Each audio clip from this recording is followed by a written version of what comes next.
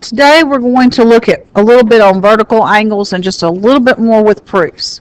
So what is the value of x is what we're wanting to find for this picture. And as I can see, these angles are across from each other, so they're vertical angles. So with vertical angles, you set the two equal to each other. And you solve. Now you have a choice of setting it up like this or setting it up like this, because it doesn't matter which angle goes on which side. I like the second one better because your constant is on the side it's supposed to be on, where in the first question I'd have to move the constant. So always think about that. If you have one that's longer than the other one, make sure that you put the constant on the side that it needs to be on. So I want to take 2x away from both sides and get 2x equals 21, divide by 2, and get x equals 10.5. Then it asks me for the value of x, so that's all I do. If I wanted the angles, I'd go back and plug that in.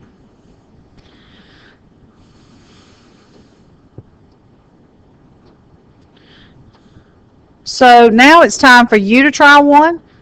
So stop the video and try this problem. Okay, you've tried your problem, so let's see how you did. 3x equals 2x plus 40. Again, you want your constant on the right. Take 2x away. That gives you x equals 40. This was a much shorter question. So that's how you set up vertical angles. So with this problem, in doing a proof with vertical angles, first you'd want to state what's given. Angle AOB and angle DOC. AOB and DOC are vertical angles.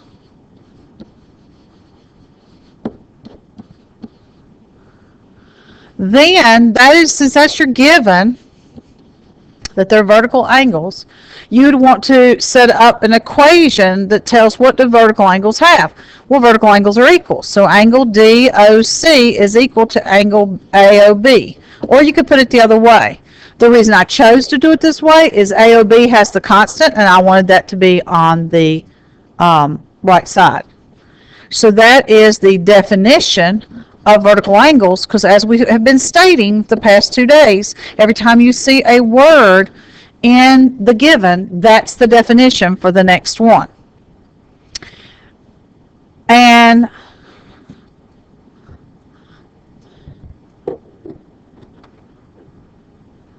are congruent.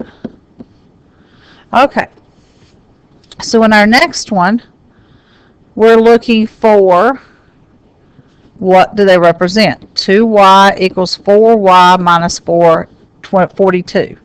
And that is substitution.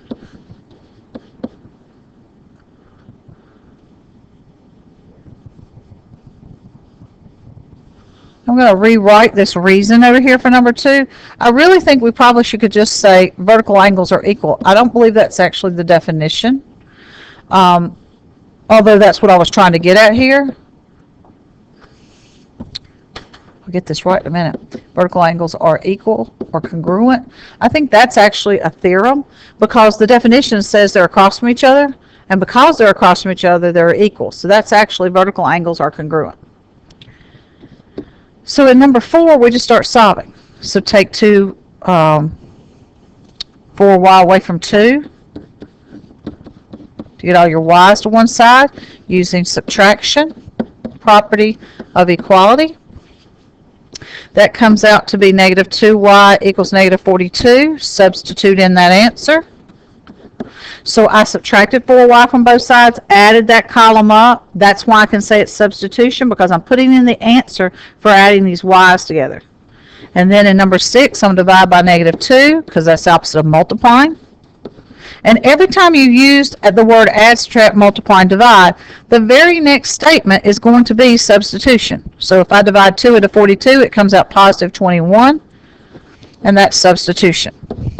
Now, it did not ask me to find x. It asked me to find the measure of AOB. So we have to continue our proof a little bit further. So in number 8, the measure of angle AOB is equal to 4y minus 42. That was given on the picture. So I plug my number in I got. The measure of angle AOB is equal to 4 times 21 minus 42. That's substitution, because I put in the answer that I just got for y for the y. And then I work that out. So that'll be 84 minus 42. 84 minus 42. Yes, 84 minus 42, which is 42.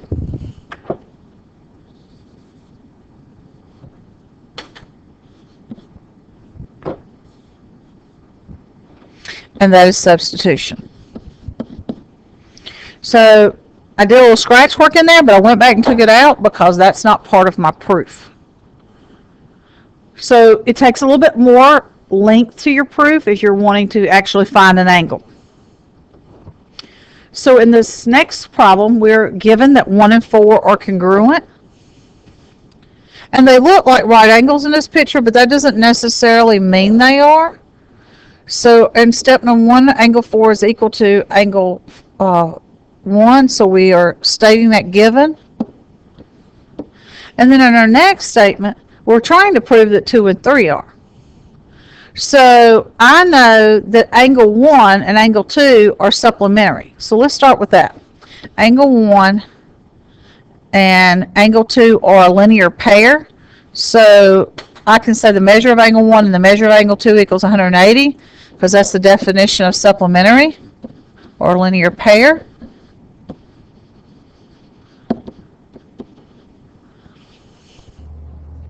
I also can say in step 3 that the measure of angle 1 and the measure of angle 4 is equal to 180. Same reason. So that when I do step 4, I can say the measure of angle 1 plus the measure of angle 2. I really meant to do 3 and 4 down here, excuse me,